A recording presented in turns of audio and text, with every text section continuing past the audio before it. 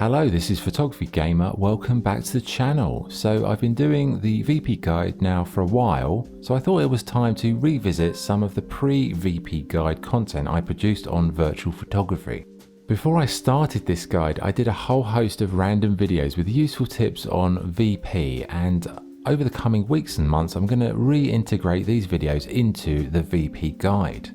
Basically to make the series a fully comprehensive guide featuring every virtual photography video I've produced. So with that in mind, today features the very first VP video I created. It uses Days Gone to demonstrate a few tips on getting started and advice for beginners. Enjoy.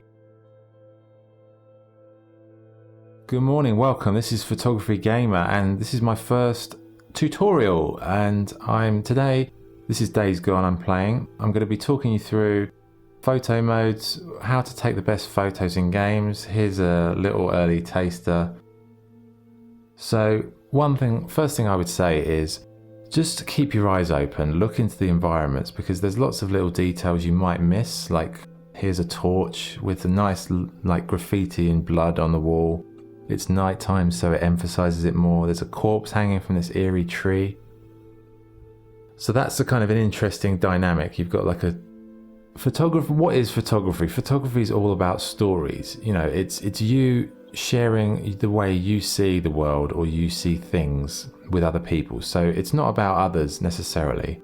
The first piece of advice I'd say is to take a picture that you want to take. You know, don't try and copy other people. Just if you're into landscapes, do that. If you're into kind of action scenes, do that. If you're into motorbikes, if you're into blood and gore or combat, you should do those.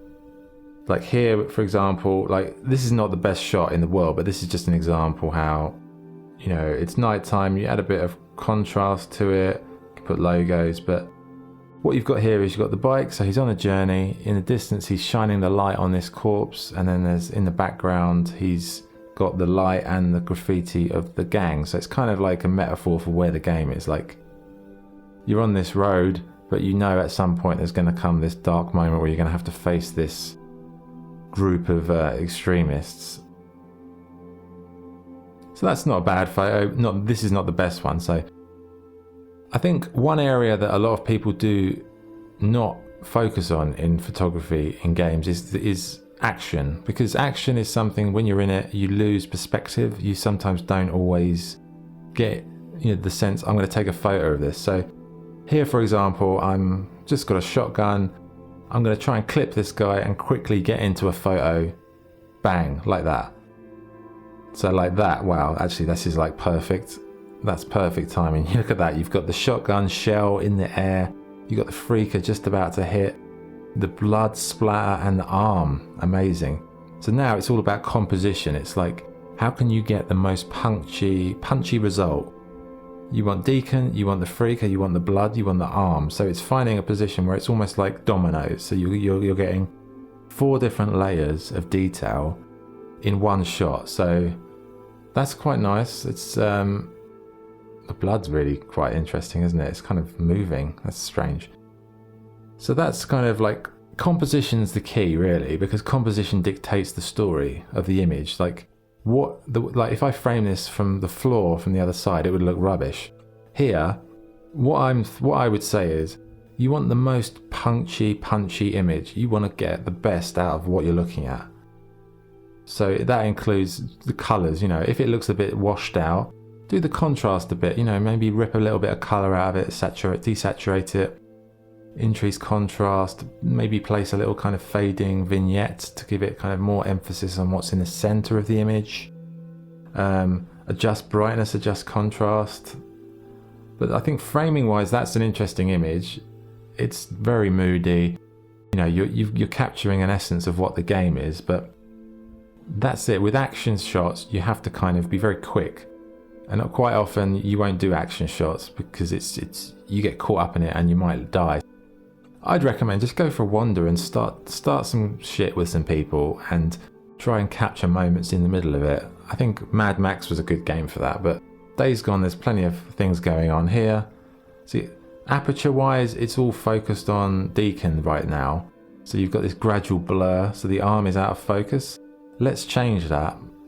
let's put the whole thing in focus. Let's see what that looks like.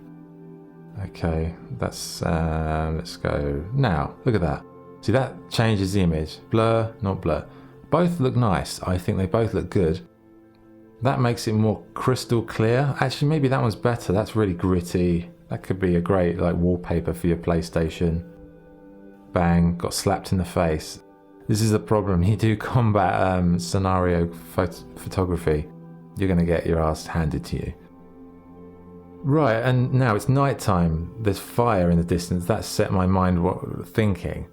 Molotov cocktails or napalm bombs. The lighting in this game is really good, and especially when it's nighttime, the fire and the flame graphics have a lot more impact. That was helpful, thanks. Okay, well, that guy's going to get it now, so let's get out a grenade. Actually, let me just mop up this situation. What am I doing? Binoculars. See, I haven't played this in a week. I just forget the buttons. Right, here we go. Bang. Look at that. See, you're not going to get it right every time, but Jesus, that looks good, doesn't it? Sorry, like modesty there. I like the way Deacon and the Freaker have kind of like mirroring each other. It's almost like a metaphor for that could be Deacon one day. The kind of the fire plume is great, and all the sparks, the expression, the real dark contrast because of the flash of the light. Like, that's a great action shot. And that's really just, what did I do? I just chucked a grenade at someone and paused it. So you just have to maybe sometimes think outside the box, keep your eyes open, think about other possibilities. In terms of like editing the image, it's really a personal preference, but like the game looks good, but I'd always recommend maybe just tweaking it slightly to fit your, like, make it a little bit more contrasty, take a little bit of colour out, it looks a bit too bright perhaps, desaturate just a touch, just to calm down the orangey facial part. But that's a really nice shot, very quick. Action, real vibrancy, you got like a real interesting narrative in that image, like what is going on there. So that's a cool one.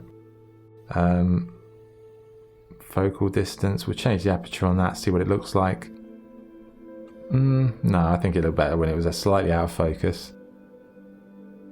Okay, so here's another example. There's, I think, these fucking dogs. Leave me alone. Don't you know I'm doing a tutorial here, for goodness sakes? Do you know what I mean? You can't have a moment's peace in this game. But I do like it. So another example, there's a hanging corpse here, another one of the kind of death cult. This is going to be more, I think I'm like a portrait. Let's try and like get a close-up of Deacon with something mysterious in the background, with the gun as well.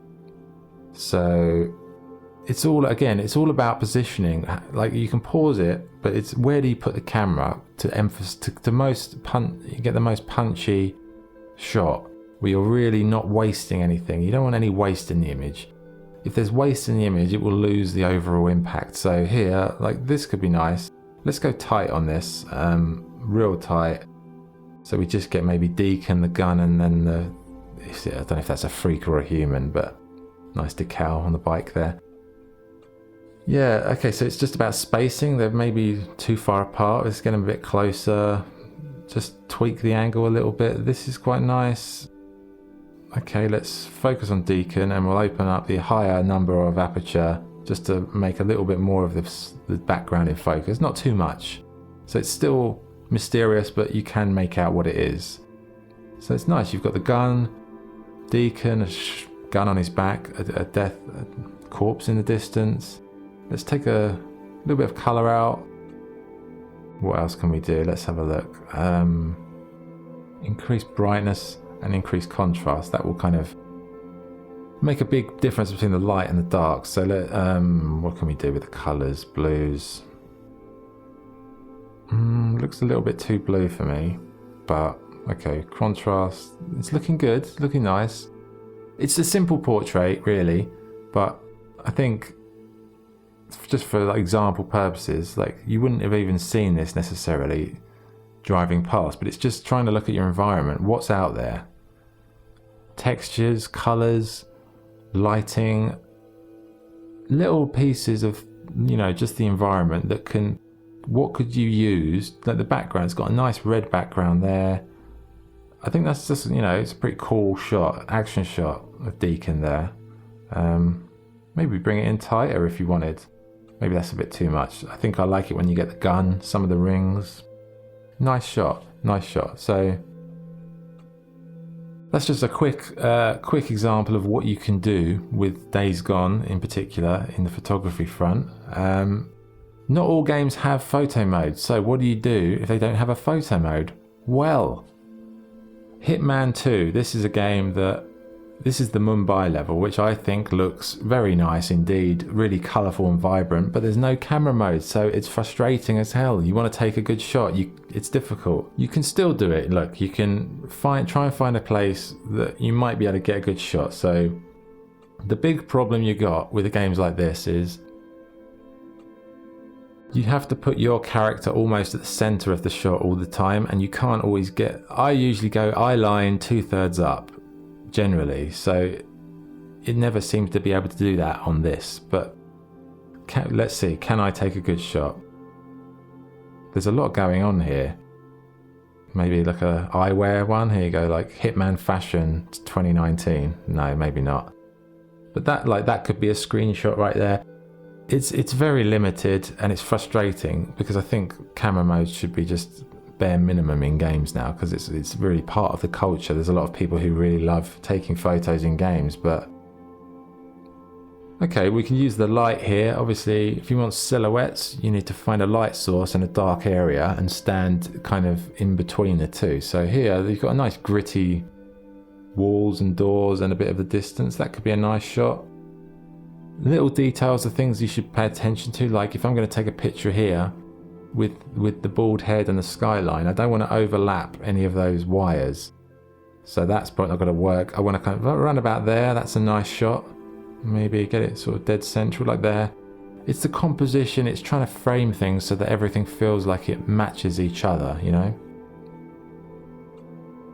But if you want to take photos, you should get Days Gone, Horizon Zero Dawn, God of War, Mad Max, No Man's Sky. These games all have very good integrated modes, but like with a game like Hitman 2, it's tough. Like here, could you get one? You can't pick the phone up. No, that's crap. It's frustrating. Okay, there's a bit of light there. Let's see what we can do with that light. Can we use some sort of lens flare thing going on? Let's try and find a nice position. Not particularly that side. It's frustrating, but let's see. Can we get that light so it's just a little bit? No, not there.